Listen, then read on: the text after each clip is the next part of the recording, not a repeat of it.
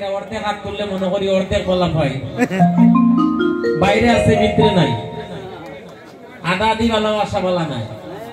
সবাই মিলে প্রাণ ভরে হাত তুললে তোলার মতো তুলুন, না তোলার দরকার নেই। কষ্ট যদি হয় আমি কষ্ট দিতাম চাই না। এই যে এখানে বলার পরে অনেকে আছে হাত তুলে নাই, করতালি দেয় নাই, আমি তারা কিচ্ছু কইছি নি। এইরকম আপনারা কইতাম না যদি হাত না তুলে, তবে তুললে ভালো হবে। একজন আছে তো সে দেখতেছে, হ্যাঁ সে দেখতেছে আপনারা তাকে কত ভালোবাসে, কত ভক্তি করে। সবাই বলবেন জয় জয় মহাপ্রভু কি, মহাপ্রভু কি, জয় জয় জগৎ জননী সনাতনী বৃন্দ। বলিও শ্রী কৃষ্ণ বলিও প্রভু তাই চৈতন্য দহিত শ্রীরাধারণী কি জয়। ভক্তগণ, এই আমার শ্যামমা, আমার মায়ের আর একটা রূপ কিন্তু কৃষ্ণকালী আছে, আছে না? মায়ের ভক্ত আয়ান ঘোষ একদিন রাধারানীর সাথে সংক্ষেপ বলতেছে, রাধারানীর সাথে গোবিন্দের মধ্যাহ্ন কোণে দেখা হয়েছিল। আর কুটিলা কানে কানে গিয়া বাইরে খবর দিছে বৌদি তো কৃষ্ণর লোকে দেখা করতে গেছে। এবার গোবিন্দ ওই অন্তর্যামী ভগবান বুঝতে পারলেন যে আয়ান ঘোষ আইল, এসে যদি দেখা পায় কুল যাবে, কলঙ্ক রইল। তাই চিন্তা করলেন আয়ান ঘোষ তো কালী ভক্ত, আমিও কালী মায়ের রূপ ধরে বসে থাকি, আমাকে দেখলে তো আর চিনবেন। ভগবান একদিন মা কালীর রূপ ধরেছিলেন। এই যে দশ আমার কালী বলেন, দুর্গা বলেন, সরস্বতী বলেন, লক্ষ্মী বলেন, যত দেব দেবীরা আছেন শাস্ত্রে তাদেরকে মহা বৈষ্ণব বৈষ্ণবী বলেছে। আস্তে আস্তে তোমরা পাল্টা, শাস্ত্রে তাদেরকে বৈষ্ণব বৈষ্ণবী বলেছে। মহাপ্রভু কলিতে এসে বললেন যে পূজা পার্বণ আমি নিষেধ করলাম, তবে পূজা পার্বণ তারাই করতে পারবে সদাচারী ব্রাহ্মণ যদি পাওয়া যায়। তাহলে ব্রাহ্মণ কারা? মহাপ্রভু নিজে বলে গিয়েছেন, চৈতন্য চরিতামৃতে সুন্দরভাবে পরিষ্কারভাবে বর্ণিত আছে। আমরা বলি বেদের গুরু ব্রাহ্মণ, অবশ্যই আমাদের বেদের গুরু ব্রাহ্মণ যারা বেদ শাস্ত্র মানে, বেদ পাঠ যারা করে, বেদের অধীনে যারা আছে, যারা বেদের আলোয় আলোকিত, আমরা মানি। কারণ বেদ হচ্ছে আমাদের প্রধান ধর্মীয় গ্রন্থ। বই পুস্তকে পাবেন আমাদের প্রধান ধর্মীয় গ্রন্থ কি? বেদ। বেদের সারমর্ম গীতা, শ্রীমদ্ ভাগবত গীতা, আর গীতার সারমর্ম হচ্ছে শ্রী শ্রী চৈতন্য চরিতামৃত। ভক্তগণ, এবার ভারতের এক কীর্তনিয়া দীনকৃষ্ণ ঠাকুর বলে চৈতন্য চরিতামৃত নাকি অপ্রামাণিক গ্রন্থ। বিশ্বের সকল বৈষ্ণব পদাবলী কীর্তনিয়া গৌড়িয়া সম্প্রদায় সবাই একত্রিত ভাবে আমরা প্রতিবাদ করলাম ওনার বিরুদ্ধে। বর্তমানে ওনার মুখটা আস্তে আস্তে বন্ধ হয়ে গেছে। উনি তুলসীর মালা দেন, আমাদের রাধারানীকে নিয়ে অনেক কথাবার্তা বলেছেন, আপনারা ইউটিউবে এটা দেখেছেন। আমরা প্রবল প্রতিবাদ করেছি। ভক্তগণ, চৈতন্য চরিতামৃত পরিষ্কার ভাবে বর্ণিত করেছে আমার মহাপ্রভুর জীবন লীলা। আমার মহাপ্রভু আস্তে আস্তে কথা বলবেন। আমার মহাপ্রভু বললেন সদাচারী ব্রাহ্মণ কারা? আমরা চিন্তা মইব। সদাচারী ব্রাহ্মণ তারা যারা প্রসাদ বুঝি, তাদের গলায় তুলসীর মালা আছে। এখনের ব্রাহ্মণের গলায় তুলসীর মালা থাকে না, তাকে রুদ্রাক্ষরের মালা।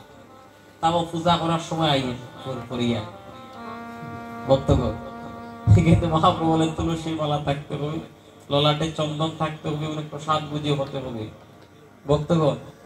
এবং উনি বৈষ্ণব পরম্পরায় হতে হবে। বৈষ্ণবের ভাব যেন ওনার দেহের মধ্যে থাকে। সঠিক মন্ত্র উচ্চারণ করতে হবে, শিক্ষিত হতে হবে ভক্তগণ। সুশিক্ষায় শিক্ষিত হতে হবে সর্বদিকে। অনেকে আছে লেখাপড়া না জানিয়েও কিন্তু অনেক সুন্দর শোনাশুনি মন্ত্রগুলো তিনি হৃদয়ঙ্গম করে, সঠিক মন্ত্র পাঠ করে, বেদ পাঠ করে। এটা কিন্তু একটা শিক্ষা। তাহলে এইরকম সদাচারী ব্রাহ্মণ পাওয়া বড় বিপদ আছে। তাই মহাপ্রভু বললেন কলিতে এমন বিধান দেই, কারণ সত্য যুগে মানুষের আয়ু ছিল 1 লক্ষ। সত্য যুগের মানুষ 1 লক্ষ বছর বাঁচত ভক্তগণ।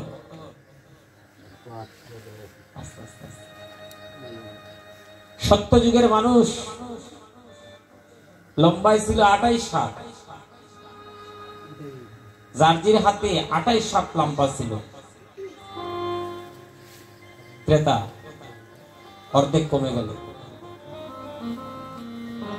28-এর অর্ধেক কত? 14 হাত। শূন্য একটা কমে গেল। একটা শূন্য কমলে কত?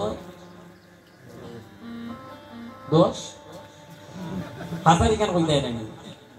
10 তো ঠিক আছে, 10,000 হয়, তাহলে 10,000। আরো অর্ধেক কমে গেল। হাতে কত হইল? 5। 14 অর্ধেক বলে 5। দেখি আমার লাগানো অঙ্কে। আমারও জীবনে আমি অঙ্কের মাঝে 2-এর বেশি 3 পাইছি না, তাই আমার দিয়ে লেখাপড়া হয়েছে না। এই আস্তে আস্তে 14 অর্ধেক 7, শূন্য কমে গেলে একটা। কত হইল? কত হইল? 100। বুঝলাম না, আজকাল বড় অঙ্কে ফার্স্ট। 10,000 থেকে একটা শূন্য কমলে হয় 1,000, তাই না? আয়ু হলো মানুষের 1,000, হাতে হইল 7-8, আর কলিতে আরেকটা শূন্য কমে হইল কত? 100। তার সঙ্গে আরো 20 বাড়াইয়া দিলাম, হইলে 120। আর অর্ধেক কবি হইল কত? 3.5। মানুষ জার্জিরাতে 3.5। ঠিক আছে নি? সত্য যুগ থেকে সনাতন ধর্ম আছে, আজও আছে, থাকবেও। যতই মারো না কেন লাভ হইতো না। সনাতন ধর্মকে কোনদিন ধ্বংস করা যাবে না। স্বয়ং ঈশ্বর যে ধর্মকে সৃষ্টি করেছে, ওই ধর্ম, সনাতন ধর্ম সৃষ্টি থেকে এই ধর্মকে নষ্ট করার জন্য, ভাঙার জন্য কত চেষ্টা করা হয়েছে। সনাতন ধর্মের গ্রন্থগুলো খুলে দেখবেন, এই ধর্মের বিরুদ্ধে কত চক্রান্ত করেও কাজ হয়েছে নি ভক্তগণ। এখন আরেক দল বাড়াই গেছে, আমাদের ধর্মের জয় জয়কার করতেছে। আমাদেরই মধ্যে, আমাদের এই ধর্মের গৌড়িয়া মঠ, ইসকন পৃথিবীর 150 দেশে, 150টি দেশে একত্রিত ভাবে গত কয়েকদিন আগে তারা প্রতিবাদ করেছে। আমরা পারছি না, আমরা লুকাইয়া করে আছি, তাই না? যাই হোক, এই দিকে আর আমরা যাচ্ছি না। তাই ভক্তগণ, একটা কথা মনে রাখবেন, এই যে যদি শক্তিতে না পারা যায়, ভক্তিতে জয় করতে হয়। মহাপ্রভু চিন্তা করলেন, কলিতে শক্তি দিয়ে লাভ হইতো না, শক্তি নিয়ে গেলেই কাজ হবে না। তাই বলে নেবে অস্ত্র না ধরিব। অনেকে বলে সনাতন ধর্মের মানুষ এত মায়ের খাই, অস্ত্র কেন হাতে নেয় না? আর আমাদের ভগবান শিক্ষা দিয়েছে, আমরা কখনোই অস্ত্র হাতে নেব না, আমরা মার খাবো, কিন্তু আমরা নাম বিতরণ করে যাব। হরিব। কারণ মহাপ্রভু কলিতে এসে প্রতিজ্ঞা করে বললেন, এবে অস্ত্র না ধরিব, কারে প্রাণে না মারিব, চিত্ত শুদ্ধি করিব সভা। নাম নিয়ে যাব, প্রেম নিয়ে যাব, ভক্তি নিয়ে যাব, আর নামে প্রেমে জগৎকে ভাসিয়ে একদিন নামের করি আমরা এই জগতে। ভক্তগণ, আয়ু কমলো কত? আমরা মাত্র 120। তা নিয়ে কি বড়াই?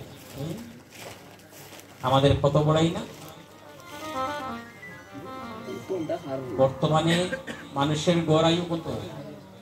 120-এর মাঝে কমে গেল না? অর্ধেক। কয়েকদিন আগে সরকার বাড়াইয়া দিচ্ছে আরো 10। হইছে মানুষের আয়ু 70, গড় আয়ু 70 বছরও বাঁচে না বাবা।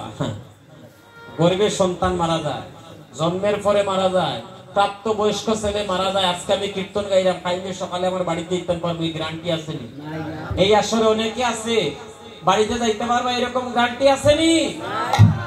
তাহলে কিসের এত গৌরব করেন? কি নিয়ে আইছেন আর কি নিয়ে যাবে? ও বাবা, আমার 7তলা বিল্ডিং আছে, আমার গাড়ি আছে, আমার বাড়ি আছে, আমার ব্যাংকে কয়েক কোটি টাকা আছে। ভক্তগণ, 100 কোটি টাকা দিয়েও একদিন বাড়াইতে পারবা না আয়ু। ভগবান যদি চায়, বলে আমি যদি 1 মিনিটের জন্য তোমার শ্বাস প্রশ্বাস বন্ধ করে দিই, তুমি জন্মের মতো ডেড হয়ে পড়ে থাকবে, তুমি কিছু নও। তাহলে আমার হাতে সবকিছু। হ্যাঁ, আমি চাবি মারলে তুমি নড়বে, আমি চাবি বন্ধ করে দিলে তোমার নড়ানড়ি বন্ধ। তাই নেগেটিভ পজিটিভ তার জ্বললে ইলেকট্রিক লাইট জ্বলে, আর মানুষের বাহির ভিতর যেদিন সরল হবে সেদিন গোবিন্দ কৃপা মিলবে। তাই মায়েরা গো সাবধান হয়ে যান। পূজা পার্বণ করার বিধিবিধান আছে, নিয়ম আছে। এক পূজা করিয়া মানুষ মরে, আর এক পূজা করিয়া মানুষ উপর দিকে উঠে। আহা, এক কীর্তন দিয়া মানুষ ধ্বংস হয়, আরেক কীর্তন দিয়া মানুষের জয় জয়কার হয়। কীর্তন দেওয়া পূজা পার্বণ করা অনেক কঠিন, না হলে খুব সোজা। আগে জানতে হবে ধর্মের বিধান। যারা মায়ের পূজা করবে তারাও কিন্তু বৈষ্ণব হবে, বৈষ্ণব পরম্পরায় হতে হবে। বৈষ্ণবের ভাব যদি আমার মাঝে থাকে না, আমি কেমন করে এই হাত দিয়ে আমি মায়ের চরণে পুষ্পাঞ্জলি অর্পণ করব? ভক্তগণ, আমার মাঝে যদি বৈষ্ণবের ভাব থাকে না, আমি অঞ্জলি দিলে ওই অঞ্জলি মা গ্রহণ করবেন না। মনে আছে আপনাদের চণ্ডীদাসের কথা? হরিহর চণ্ডীদাসকে বিতাড়িত করে যে পণ্ডিত, উনি গেলেন মায়ের চরণে, মা বাসুলির চরণে পুষ্পাঞ্জলি অর্পণ করতে। যখনই অঞ্জলি নিয়ে গেলে, মায়ের কাটামটা পিছন দিক হয়ে গিয়েছিল, তোর অঞ্জলি আমি গ্রহণ করব না।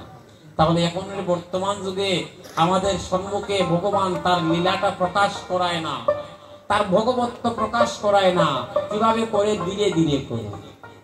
ভক্তগণ, সুনামগঞ্জের রাজবাড়ি দিব্য সিংহ রাজার আমল দশপূজা মায়ের পূজা হইতো। ওই বাড়িতে কত সুন্দর দুর্গা পূজা হইতো। আজ রাজাও নাই, দুর্গা বাড়িও নাই, ধ্বংস হয়ে চলে গেল, সবকিছু রাজত্ব নাই। ভক্তগণ, রাজত্ব নাই। অনেক দেখেছি, অনেক বাড়িতে বড় বড় পূজা হয়েছে, অনেক বাড়িতে দুর্গা পূজা, কালী পূজা, বিশ্বনী পূজা, কত নাম ডাক ছিল। বাবারে বাবা, এই বাড়িতে পূজা হয়, এই বাড়িতে এই হয়, সেই হয়, হয়েছিল। অনেক ধ্বংস লীলা দেখেছি। আবার অনেক বাড়িতে পুজো দিয়ে জয় হয়েছে, তাই না? এরকম আছে না বাংলার বুকে? আছে না? কথা বলুন না। তাই এই যে মা, আমরা এখানে অনেক পার্শ্ববর্তী ধর্মের অনেকে আছে, আবার আমার সনাতন ধর্মের অনেক মানুষ আছে। এই যে মা কালী পূজা করতেছি, অনেকে মূর্তি পূজার সম্বন্ধে কথা বলেন যে তোমরা মূর্তি পূজা করো, এত টাকা খরচ করো, এত পয়সা খরচ করিয়া মাটির গড়া মূর্তি বানাও, বানাইয়া একদিন, 2 দিন, 3 দিন বা 5 দিন পূজা করিয়া মূর্তিটা আবার জলে ভাসিয়ে দাও। কারণ কি? ঘটনাটা কি? এটা জানতে হবে না আমাদের। আমরা মাটির গড়া মূর্তি পূজা করি কারণ আমাদের অবলম্বন, সেটা আমাদের অবলম্বন। আমরা মনের ভাব প্রকাশ করি। ভক্তগণ, আমাদের শাস্ত্রে বর্ণিত আছে, আমরা মূর্তি তৈরি করে চক্ষু দান করি, তার মধ্যে প্রাণ প্রতিষ্ঠা হয়। অনেক বিধিবিধান আছে, নিয়ম আছে, অনেক কথা, অনেক শাস্ত্রীয় কথা আছে, যে কথাগুলো যদি বলি সমস্ত রাত্র চলে যাবে।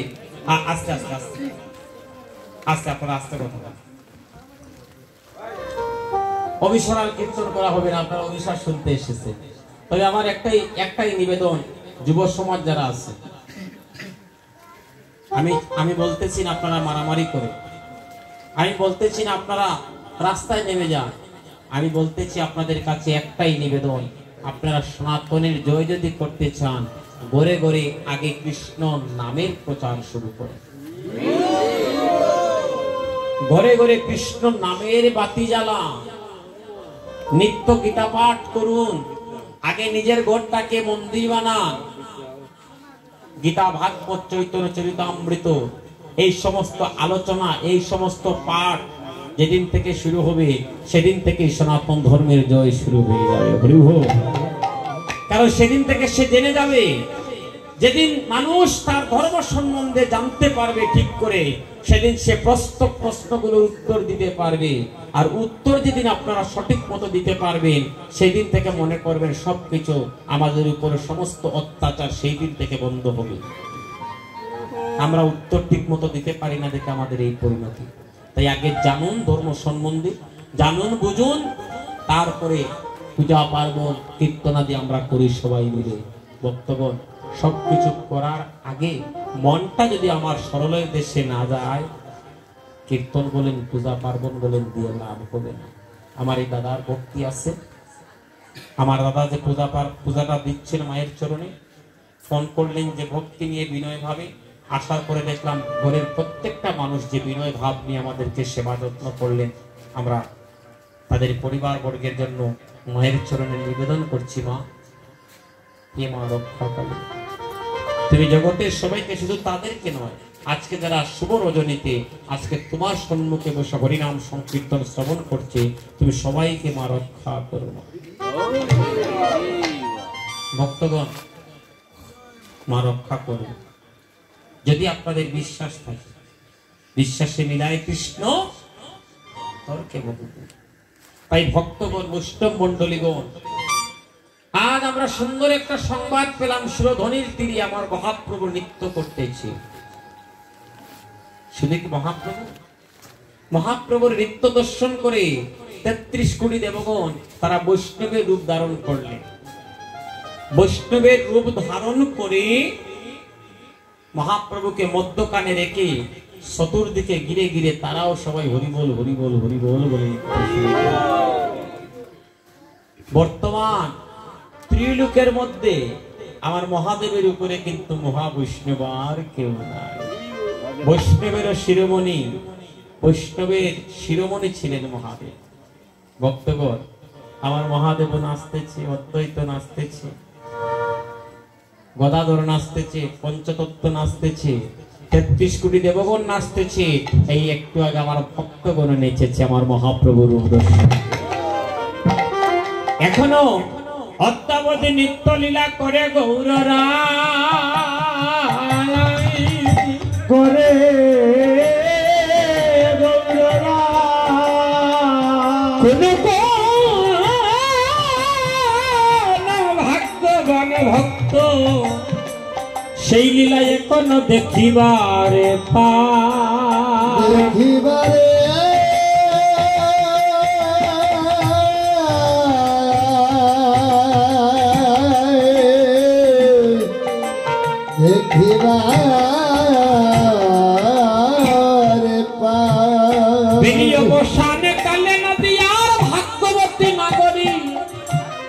বিষ্ণুপ্রিয়া।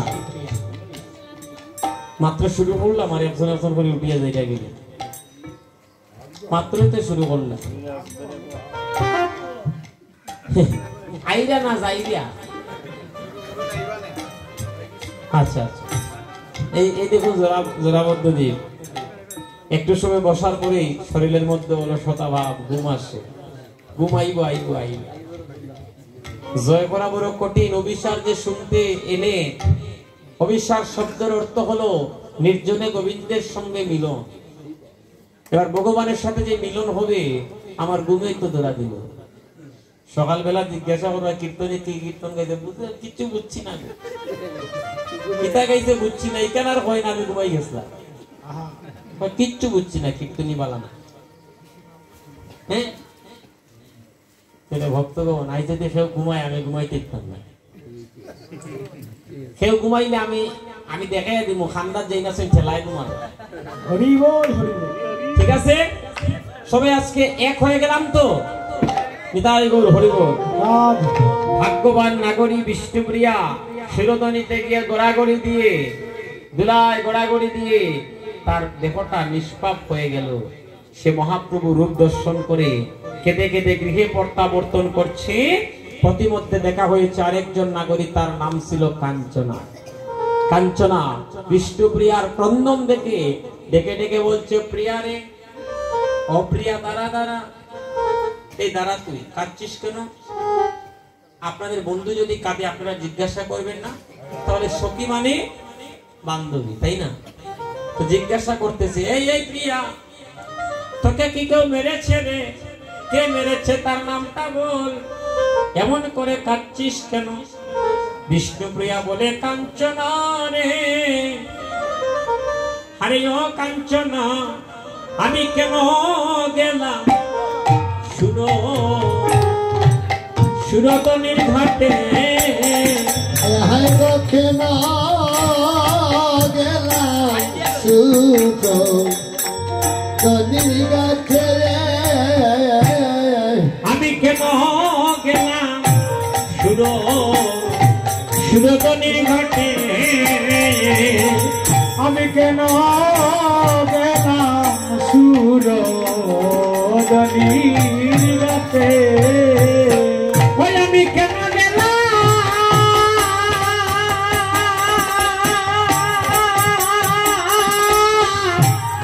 আরে সুরতনির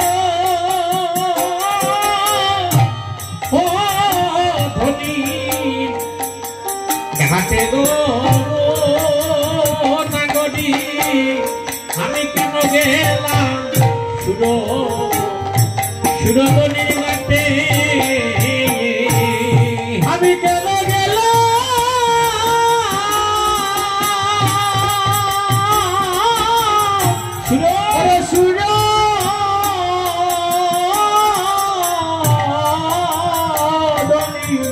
ঘাটে গো ঘাটে গো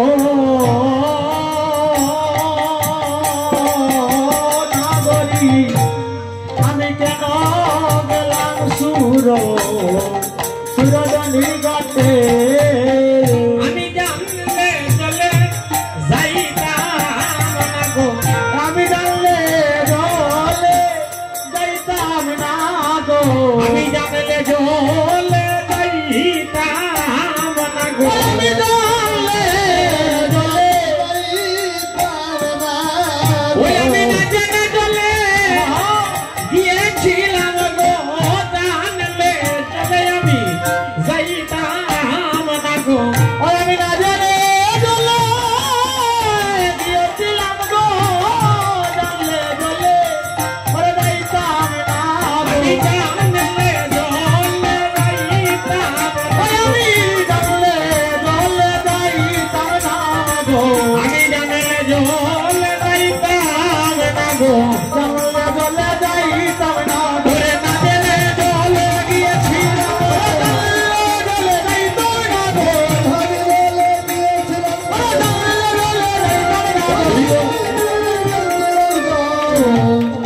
আমি জায়গা চলে যাইতাম না গো আমি না জেনে চলে গিয়েছিলাম আমার দিকে লক্ষ্য রাখুন ও দাদা যাই কিনি না চলো ডাকরা ইশারা ইঙ্গিত বন্ধ রাখুন যার ভালো লাগে না চলে যেতে পারেন আমি না করব না তবে যারা বসে আছেন তাদেরকে বিঘ্ন ঘটাবেন মন যদি কৃষ্ণ সেবায় লেগে যায় জানেন গতকাল রাত্রে আপনারা বিশ্বাস করবেন কিনা জানি না এই যে আমার দাদা আছে আমরা একসাথে গোয়েন্দার থেকে আসি রাত্র ঠিক 12 ঘটিকার হঠাৎ কিছুক্ষণ আগে আমাদের গোয়েঙ্গাট বাজারে আগুন ধরল থানা বাজার আপনারা তো একটা রাত্র কৃষ্ণ সেবায় দিতে পারতেছেন না আমাদের উত্তর এলাকাতে নির্বাচন চলতেছে তো নির্বাচনের কারণে ঘরে থাকা যাচ্ছে না প্রত্যেকদিন রাত্রে 3টা 4টা বাজতেছে তো গতকাল রাত্রে কীর্তনে আসবো তা আসবো বলে একটু 10টার দিকে বাসাতে গেছি 11টায় ঘুমিয়ে গেছি 12টার দিকে আগুন লেগে গেল দৌড়াইয়ার সময় মিলে বাড়াই আইলাম দাদা নদীর ওপার থেকে প্রায় 1.5 কিলোমিটার জায়গা দৌড়াই আইলেন সবাই মিলে পানি দিয়ে দেওয়ার মতো আগুন ধরলে তো আপনারাই বুঝেন কি হবে 2টা 2:30টা বেজে গেল আগুন ফায়ার সার্ভিস আসলো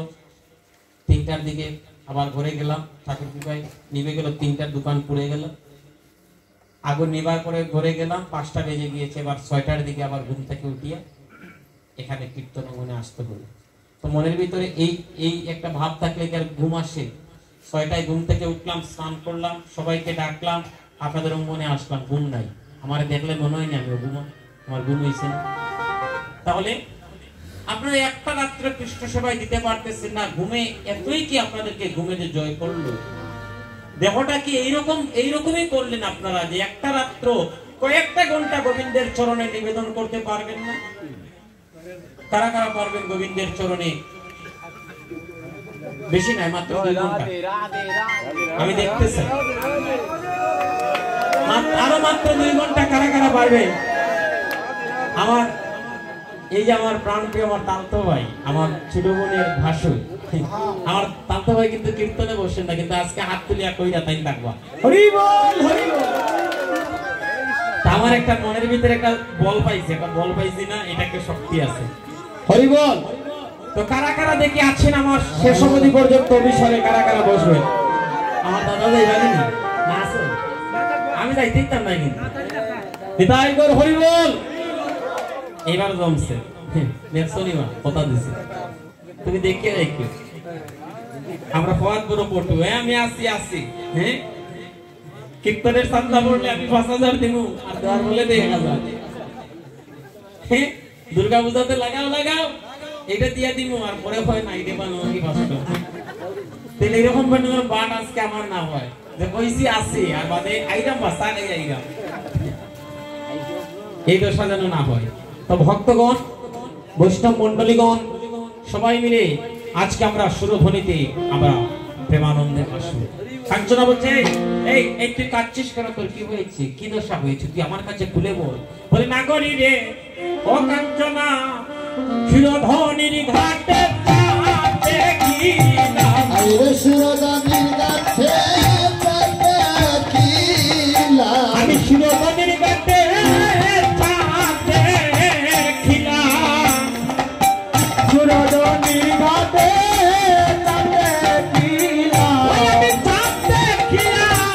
আমি ফাঁকে পড়িলাম সুরধ্বনির ঘাটে ছাদ দেখিলাম সুরধনির ঘাটে ওরে কাটে কিলাম সুরধ্বনির ঘাটে ছাদ দেখিলাম সুরধনির ঘাটে কাটে কিলাম আমি ছাদ দেখিয়া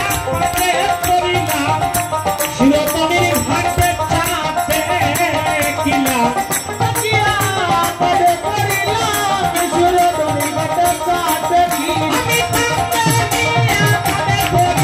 সুরধনির ঘাটে কাটে কিলাম আমি ছাদ দেখিয়া ফাঁকে পড়িলাম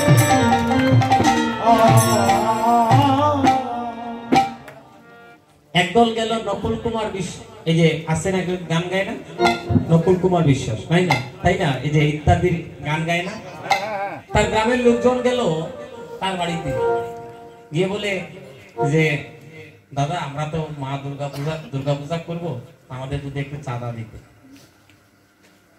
তো নকুল কুমার বললেন চাঁদা কেন তোমাদের সমস্ত দুর্গা পূজাটা আমি করে দেবো যদি আমার একটা কথা রাখো তোমরা। কথাটা কি জগৎ জননী দুর্গা দেবীর পূজা করার আগে তোমরা ঘরে গিয়ে যদি তোমাদের মায়ের পূজাটা করতে পারো। হরিব গতদিন কথাটা একটু আমরা অনেক সময় তো ইউটিউবের মধ্যে বিভিন্ন বা ফেসবুকে পাওয়া যায় এই কথাটা পড়ে বড় আনন্দ পেলাম। আজকে আমার ওই যে দাদা আপনারা কয় ভাই 4 ভাই আসেননি 4 ভাই বর্তমানে আসেন আর 2 জন মধ্যে বাইরে আছে। আচ্ছা এই যে আমার দাদারা আজকে মায়ের পুজো করতেছে আপনাদের মা আছেন আপনার বাবা মা আছে বাবা নাই। এখন যদি ওনারা বা ওনাদের বউ যারা আছে তারা যদি শাশুড়ির সেবা না করে ছেলেরা যদি মায়ের সেবা না করে আর যদি মা শ্যামা মায়ের পূজা করে এটা পূজা কাজে লাগে। আর যদি ওনারা যদি মায়ের চরণে ভক্তি রেখে যদি এই মায়ের চরণে ভক্তি নিবেদন করে ওই পূজাটা কিন্তু আমার মা অনায়াসে গ্রহণ করে। না হলে ভক্তগণ কত দেখতেছে কত বলবো কথাটা হঠাৎ করে অভিসারের মধ্যে চলে আসলো। কত জায়গায় যায় কীর্তন করতে। আমাদের বাংলাদেশে তো অনেক ভালো, ভারতে তো 70-75 বছর বয়সে গেলে 60 বছর 65 এরকম বছর বয়সে গেলে তারা বৃদ্ধাশ্রমে মা বাবারে পাঠাই দেয়। হাজার হাজার বৃদ্ধাশ্রম তৈরি আছে ভারতে।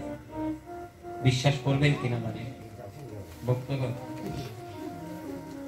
তো এই যে বর্তমান সময়টা দিন দিন এত আমাদের সিলেটের এক বাউল বৃহত্তর সিলেটের এক বাউল তার গানে লিখেছিল দিন হতে দিন আসিল কঠিন, তাই না? দিনটা বড় কঠিন হয়ে আসতেছে। দাদা আপনারা 2 ভাই কোন না না মানে আপনারা বর্তমানে যারা আছেন আজকে দাদারা একটু ডাক দেন আর আপনাদের মাকে নিয়ে একটু আসরে আসেন। আপনাদের মাকে একটু ডাক দেন, আপনারা 2 ভাই একটু আসরে আসেন, দুজন মিলে আপনারা একটু আসরে আসেন। কারণ আজকে দেখুন কোটি টাকা খরচ করেও ভক্তবৃন্দকে আনা এত সহজ নয়। ভক্তগণ কোটি টাকা খরচ করেও এই রকম ভক্তদের পাওয়া কিন্তু বড় দুঃসাধ্য ব্যাপার আছে, কঠিন ব্যাপার আছে। কিন্তু জানেন আজকে ভক্তরা এসেছে প্রাণ ভরে মাকে দর্শন করবে আর একটু কীর্তন শ্রবণ করবে। মায়ের কথা কত বলবো, দেখিলে মায়ের মুখ দূরে যায় সবদু, মা নাই গৃহে যা সংসার, আসতে পারে সংসার অরণ্যতা। আজও যাদের মা জীবিত আছে একটিবার হাত তুলে দেখাতে পারবে যাদের মা আজও জীবিত আছে? ভক্তগণ সবাই হাত তুলেছে, দাদা আপনার মা নাই? সবাই হাত তুলতে পেরেছে। আর আমার ভাইটা আজকে হাত তুলতে পারতেছে না। তার কারণ ওনার মা এই জগৎ ছেড়ে চলে গিয়েছেন। আশীর্বাদ করি মাসিমার জন্য যেন বৃন্দাবনের রাধাকুণ্ড থেকে বসতি। একটাবার প্রশ্ন করেন না আমার ওই দাদাকে, আমার ওই ভাইটাকে, যে দাদা মা হারানোর বেদনাটা কি, কষ্টটা কি? যাদের মা আছে তারা তো বুঝবে না মায়ের কথা জানে। আমার তো ঘরে মা আছে, আমি কীর্তন করে ঘরে গেলেই আমার মাকে আমি দেখতে পাই, আমার মাকে আমি পাই। মা আছেন তাই আমার অভাব নাই। মাকে পাওয়ার যে একটা অভাব এটা আমার নাই, আমার কাছে সামনে আছে। কিন্তু মা যেদিন চলে যাবেন সেদিন অভাবটা কি একমাত্র যারা মা হারিয়েছে তারা জানে। মা হারানোর ভক্তগণ, হে বৈষ্ণবগণ, হে যুবক বন্ধুগণ,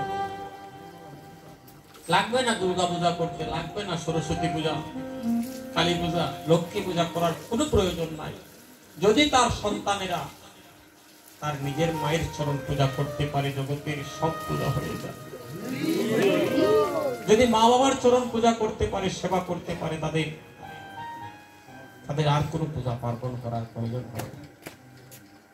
দাদা মায়ের কথা প্রসঙ্গে আসলে আপনারা জানি না বিশ্বাস করবেন কিনা, আমি প্রায় জায়গাতে বলি আমার কথা, এই কথাটা, কারণ আমি নিজের চোখে আমি সেই প্রমাণটা পেয়েছিলাম।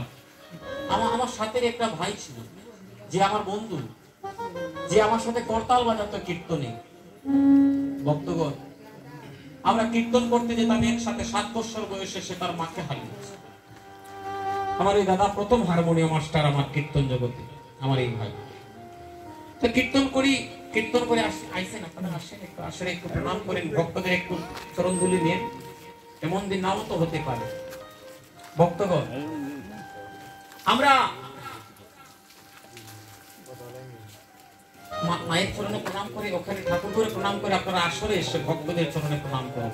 হরি বল, হরি বল। দেখবেন কীর্তন করে এমনও মা আছে, বৃদ্ধ মা, 80 বছর বয়সের মা।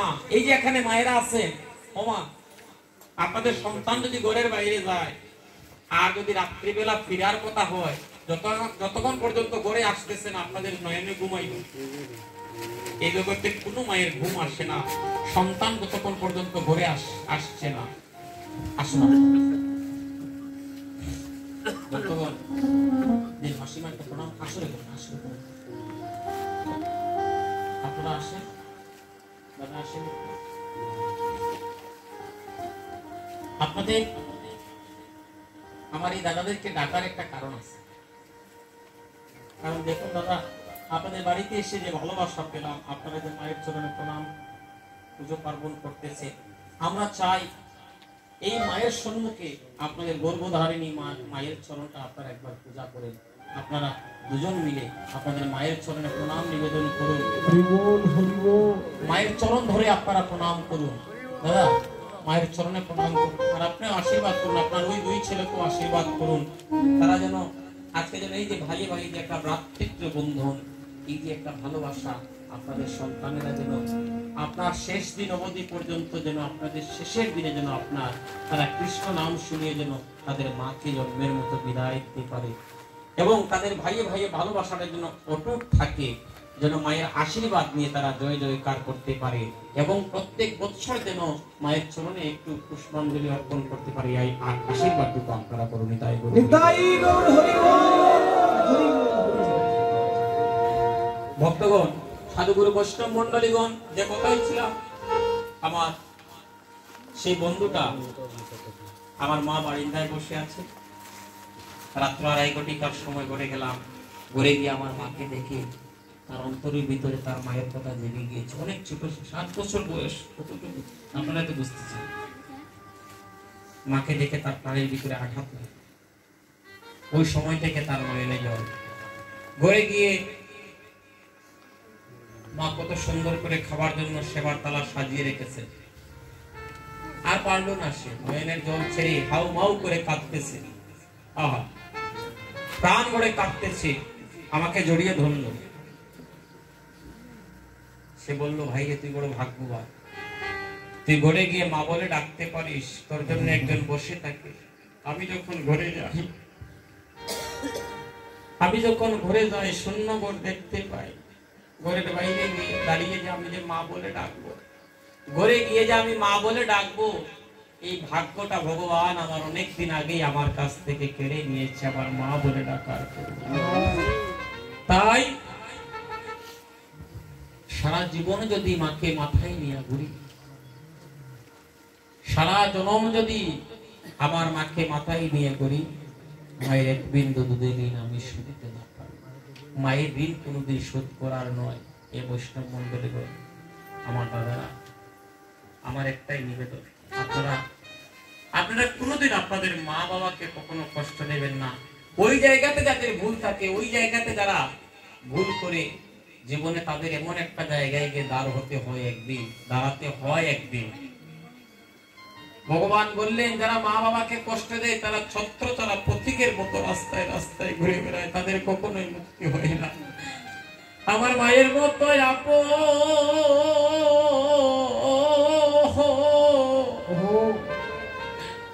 আপন কেহ না এই জগতে।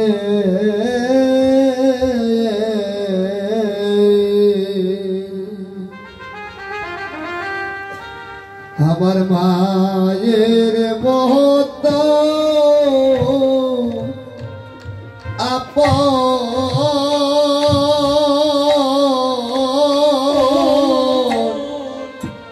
আপন কেহ না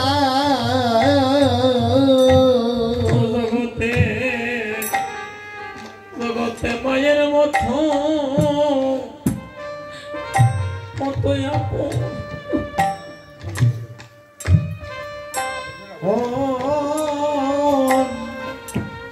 আপন কেহ নাই। ভাই রে, মায়ের মতো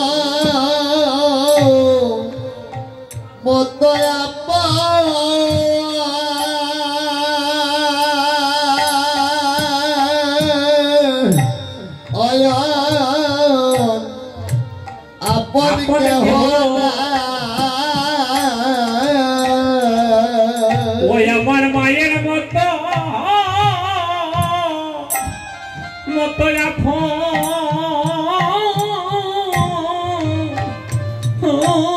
কেহ নাই রে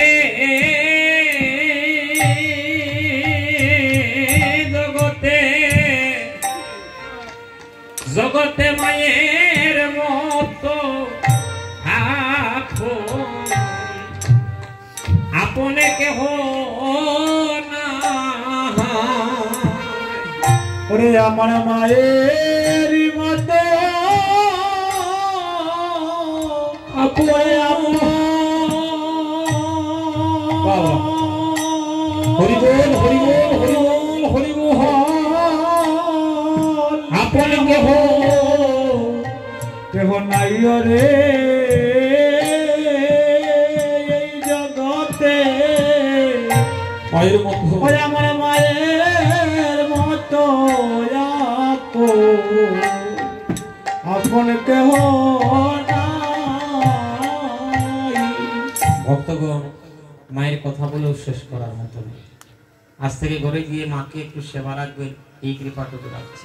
কারণ এই জগতে যত বৃদ্ধ মা বাবা আছে, কোন ছেলের কাছে টাকা পয়সা চায় না, ভালো যে সুখে থাকবে আরামায়েশ করবে তাও চায় না। সব বৃদ্ধ মা বাবা তাদের ছেলে সন্তানাদি, ছেলে মেয়ের কাছে একটাই বাসনা থাকে যে মৃত্যুকালে যেন তারা শিয়রের পাশে বসে জন্মের মধ্যে এক বিন্দু গঙ্গার জল মদনে দেয় আর মধুমাখা কৃষ্ণ নামটা যেন কর্ণমূলে শোনান। কত মায়ের সন্তান, এক মায়ের ছেলে, একটা মাত্র ছেলে, তাও সংসারের সুখে রাখার জন্য কত ছেলে বিদেশে থাকে না, ওই মা দেশে মারা যায় না, অনেকে আছে না। তারও তো জীবনের একটা দুর্ভাগ্য না, যে একটা সন্তান যেও পেলা মৃত্যুকালে পাশে থাকলো না। আর অনেকে আছে জানেন, নিজের কর্মদোষে থাকতে পারে না, বিভিন্ন কাজে চাকরিতে থাকে, অসুস্থ মা বাবা দেখার সময় নাই, তার আসার সময় নাই, আসে মা বাবা বাঁচিয়া থাকতে মা বাবাকে খাওয়ায় না, আর যখন মারা যায় 10 গ্রাম নিমন্ত্রণ দিয়া শ্রাদ্ধ করিয়া খাওয়ায়। দেখবেন এমন আছে, মা বাবা বাঁচিয়া থাকতে মা বাবাকে খাওয়ায় না, আর মারা গেলে দেখবেন 10 গ্রাম নিমন্ত্রণ করে খাওয়ানোর জন্য। এই ছেলেরাও একদিন ঠেকবে, কারণ একদিন তাদেরও বৃদ্ধ হতে হবে। এই মেয়েরা একদিন ঠেকবে, কারণ তাদেরও একদিন মা হতে হবে, তাদেরও একদিন, এই যে ছেলেরা তাদেরও একদিন বাবা হতে হবে। তো আজকে তুমি করছো, কালকে তোমার জন্য রেডি। ছোট একটা বাচ্চা, হ্যাঁ 6-7 বছরের একটা ছেলে দেখে তার মা তার ঠাকুমাকে প্রত্যেকদিন একটা প্লাস্টিকের বাটির মধ্যে খাবার দেয়, সে প্রত্যেকদিন দেখে। কয়েকদিন পরে ঠাকুমা মারা গেলে প্লাস্টিকের বাটিটা মা ফেলে দিল। ছেলে প্লাস্টিকের বাটিটা এনে পরিষ্কার করছে, মা প্রশ্ন করলেন, এইটা ফেলে দে, এটা প্রয়োজন না, এটা যে তুই কি করবি? বলে কেন ফেলে দেবো? এটা যে তুই করবিটা কি? ছেলে বলতেছে, মা তুমি একদিন বৃদ্ধ হবে না, আর আমার বউ যখন আইবে একটা লাগবে না, আগে থেকে রাখলাম, এটা দিয়ে যেন তোমার আজকে তুমি করতেছো, কালকে তোমার জন্য এটা রেডি আছে। তাই সাবধান হয়ে যা। মানুষ যখন শরীরে শক্তি থাকে তখন কিছুই বুঝে না, আর যখন শক্তিটা ধীরে ধীরে কমে আসে তখনই চিন্তা করে আমি পরিণামে করলামটা কি, আমার জীবনে হলোটা কি, করলামটা কি। তাই ভক্তগণ, এমন একদিন আসবে বিছানায় পড়ে থাকবেন, শুয়ে শুয়ে চিন্তা করবেন, আমি যদি আজকে কৃষ্ণ নামটা নিতে পারতাম। একদিন বিছানায় পড়ে ছটফট করবেন সাধু সঙ্গে যাওয়ার, আজকে সুযোগ পেয়েছেন সাধু সঙ্গ করার, কিন্তু একদিন হাজার চেষ্টা করবেন, মন চাইবে সাধু সঙ্গে যাওয়ার, কিন্তু আপনি সাধু সঙ্গে সেদিন যেতে পারবেন না, কারণ শক্তি থাকবে না শরীরে। আজ নাগরী বলছে, নাগরী রে আমার ভাগ্য হয়েছিল আমি চাঁদ দেখেছি বলে, একে চাঁদ গগনে উঠে আমরা সবে জানি। ও হায় রে, চাঁদ গগনে উঠে আমরা সবে জানি। হায় হায় নদের কাটে চাঁদের তরুকে রুটিল আমি।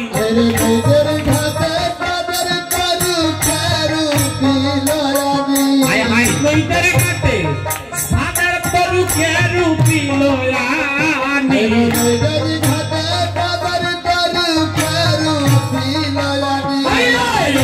চাঁদ গগনে উঠে আমরা সবে জানি। ও হায় রে, চাঁদ গগনে উঠে আমরা সবে জানি। নাগরী রে, তুই যে আকাশের চাঁদের কথা বলছিস, ওই চাঁদের কলঙ্ক আছে। আকাশের চাঁদের ক্ষয় বৃদ্ধি আছে, 15 দিন থাকে, 15 দিন থাকে না। 15 দিন অমাবস্যা থাকে না, আর 15 দিন সুন্দরী, তাই না? তাহলে 15 দিন পূর্ণিমা, 15 দিন অমাবস্যা। তাই চাঁদের ক্ষয় বৃদ্ধি আছে, চাঁদের কলঙ্ক আছে, চাঁদের গায়ে কালো দাগ আছে। কিন্তু আমি যে চাঁদ দেখেছি, ওই চাঁদ অকলঙ্ক পূর্ণ শশী।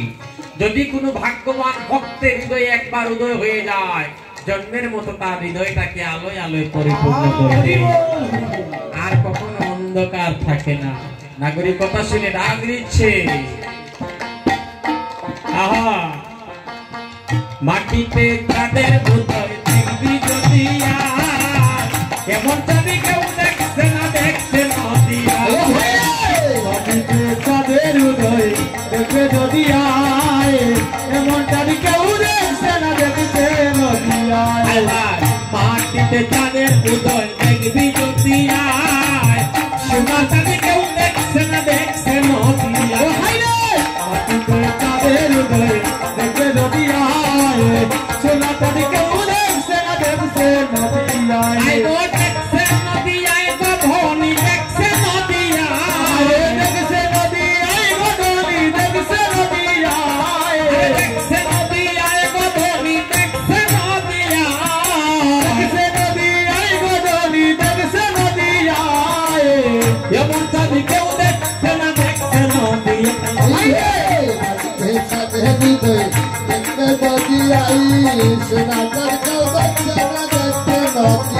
ওটার যজ্ঞ সূত্র গলে গলে তুলসী মালা হেলে দুলে ওটার যজ্ঞ সূত্র গলে গলে তুলসী মালা হেলে দুলে ওটার যজ্ঞ সূত্র গলে গলে তুলসী মালা হেলে দুলে ওটার যজ্ঞ সূত্র গলে গলে তুলসী মালা হেলে আসলে ও গৌরায় দরবারে সাইতার বদনে হরি বলা হরি বলা দরবারে সাইতার বদনে হরি বলা দরবারে সাইতার বদনে হরি বলা গৌরায় দরবারে সাইতার বদনে হরি বলা হরি বলা মুখে নাহি পুরে হরি বলাই মঙ্গল ভাই পুরাই বাড়ির তাদের দয় দেখবে যদি আয় এমন তাদের কেউ দেখছে না দিয়া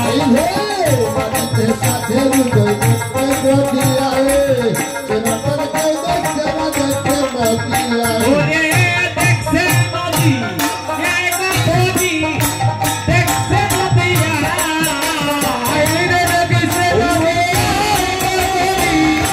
দেখছে নদিয়া দেখছে নদিয়া ধনী দেখছে নদিয়া আইরে দেখছে নদিয়া ধনী দেখছে নদিয়া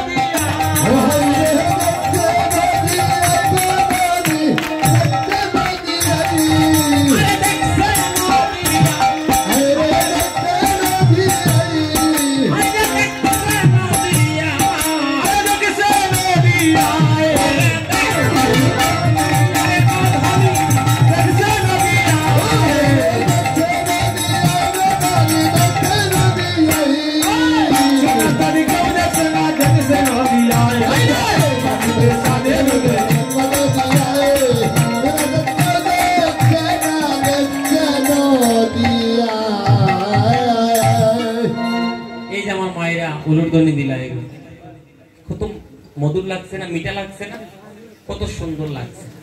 কারণ ভক্ত এবং বৈষ্ণবীরা অর্থাৎ মায়েরা উলুরধ্বনি হরির ধ্বনি মিলিত না হলে মধুর ধ্বনি উত্তোলিত হয় না।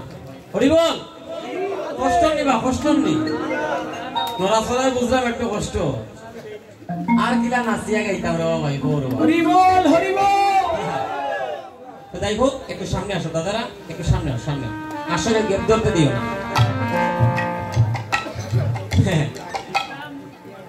বেচা কিনা চলতেছে, আবার হরি নামে লুট করতেছে, কেউ পাইলে হইল না রে বলে হাই রে হাই, হরি নামে প্রেম বাজারে লুট বিলা। আর একটা গান গাইছে, আমার সারা জীবন গোড়া হইল না লুট ধরা। সারাটা জীবনই তো আমার চিন্তাধারা ছিল আমি কৃষ্ণ নাম পাই দিতাম। বর্তমান জগৎটা হলো কম্পিউটারের জগৎ, সব জায়গাতে ডিজিটাল লেখা। এদিন দেখি গরুরহাটের মতো লেখা, গরুরহাট ডিজিটাল গরুরহাট। সিলেটি মাঠ অনেক বিষয় করে নিবা ভক্তগণ। এই যে সিলেটি ভাষা, সিলেটি ভাষার একটা নাম আছে, আলাদা একটা নিজস্ব নাম আছে, এটা হলো নাগরি ভাষা। সিলেটি যে ভাষা আমরা যেটা কই আইরাম জাইরাম তাইরাম, আমরা এই যে আইরাম জাইরাম আই বলার সঙ্গে সঙ্গে বলি রাম, আমরা ভগবানের নাম নিয়ে কথা বলি, তাই না? হরি বল। বৃদ্ধ বাবাজি চৌকে দেখে না, তার ছেলেদের কাছে গিয়ে কইল, বাবা রে আমার কয়টা পয়সা দে, আমি নবদ্বীপে যাব। ঠিক এই জগতে তো পাষাণ ছেলেদের কথা বাদই দিলাম, আপনাদের মতো ভক্তরা যদি, তাদের বাবারা যদি গিয়ে আপনাদের কাছে বলে টাকার কথা, আপনারা কি না দিয়ে পারবেন যে আমার বাবা নবদ্বীপে যাবে? ছেলেরা সুন্দর করে বাবাকে নবদ্বীপে পাঠাবে বলে ব্যবস্থা করে নবদ্বীপে পাঠিয়ে দিল। নবদ্বীপের দ্বারে বসে বসে বাবাজি কাঁদতেছে, আর গিয়ে নবদ্বীপের শ্রীমন্দিরে দাঁড়িয়ে ডাক দিচ্ছে, আহা ও বেটা নিমাই। ডাকটা শুনেছে না? আহা প্রাণ ভরে ডাক দিচ্ছে, কত মধুর সুরে ডাকছে, ও বেটা নিমাই আইরে বাবা একবার দেখে যারে নিমাই। কত বছর আগে তুই আমাদের ছেড়ে চলে গেলি, আর সিলেটে ফিরে গেলি না। বাবারে, দেশের মানুষ ছাড়া দেশের মানুষের মর্যাদা